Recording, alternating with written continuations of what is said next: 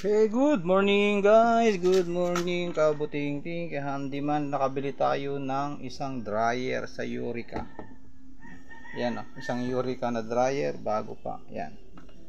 Galing sa mga nagpapalit batya.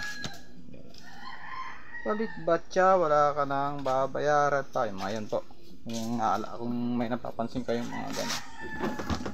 Ito. Yan.